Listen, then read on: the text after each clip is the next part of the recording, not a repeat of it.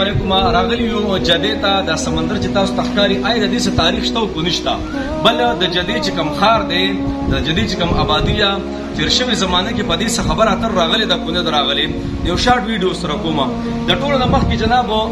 د جدې چې دا کم د خار دی کنه زمو چې کم امور بي دا حواله صلوات و سلام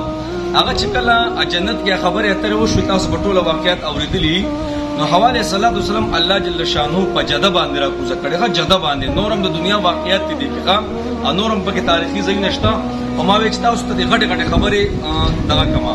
زموږ چې کما مور بي دا هغه په دې جده باندې را کوشوي ده او بیا د عرفات په میدان کې آدم علیه السلام سره ملاقات شوی نه یو بل پیجندل د عرفات په معنا تعارف نه وته یعنی یو بل پیجندلو ته وي صحیح شو بل خبره تاسو دا کوم سمندر اینې کنه نو جنابو د دې یو عجیب تاریخ دی تاریخ څه دی تاریخ دا نه کله چې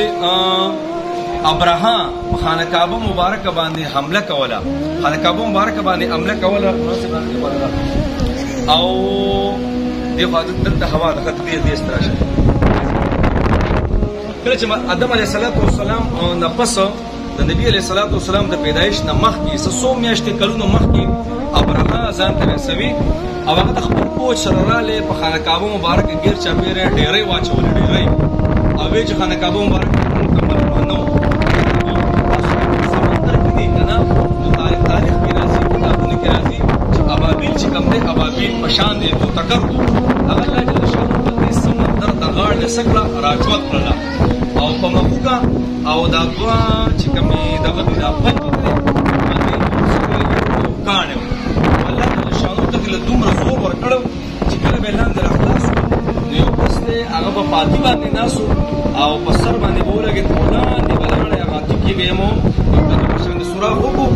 او د دې کاني د لګي د سره سره باغوي شو ایره وشو الله اکبر کبیره بس ارالو جدي تر راغلی سمندر غاړه ته ما وځه تاسو سره د تاریخ شیر کوم جناب سعودي عرب نه ماشاءالله ټول د عجيبه اسمه حالات ورکړي تاسو عمرې له راځي یا حج راځي نو برای مهرباني ځکه سره یو عالم نه یو عالم چې لګه په هو سره ان شاء الله نور مقامات له هم زګه خیر ټیم پټیم متاوس ته داغه تفصيلات او ټیم پټیم متاوس داغه خبره اترې راځي او د دې سرنه ابابیل چې کومو د جدې د سمندر د سرنه الله جل شانو راټوکړه او بیا اس پتاونه لګي چې دا کم خلاړه کم خلانړه دا کم زینو کم زینانو دې باره کې به زیات خبره اترې نشته او دا ډېر خلک وجدات او تکر کې وغیرہ نه دا په شان د تکر کې مرغې او الله جل شانو ول دې پنځول او دې خپل ډېر عجيبه طاقت او قوت ورکړل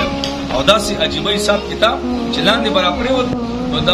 مرګ سره سره به هغه انسان او هغه هاتي دا به ایره شو ایره چا ول بیا الله ست شور وړي نو دا سمندر چې کم دی نه هغه سیټ خپل لګي صحیح حساب کتاب دی والله بس ته زوجه سمندر تر هغه نو اوس پلانې ځل باندې رااله یقین درته د الله عجیب نظام دی والله بس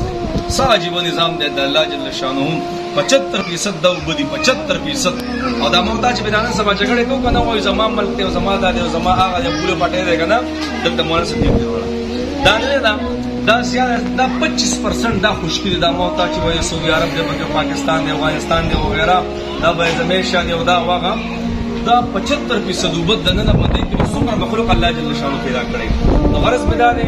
چې سعودي ماشاءالله ډېر تاریخي ځای دی ډېر عجیب خبره اترې پکې دي زما استاد چې کوم موجود دنیا تر راغلی دی زما استاد مور حواله صلوات والسلام هغه الله جل شانو په دې خار کې کوزه کړی دا ډېر مبارک خار دی نور پکې ان شاء الله ډېر خسته زمين لګي خيري ابا تاسو د شیر کومه الله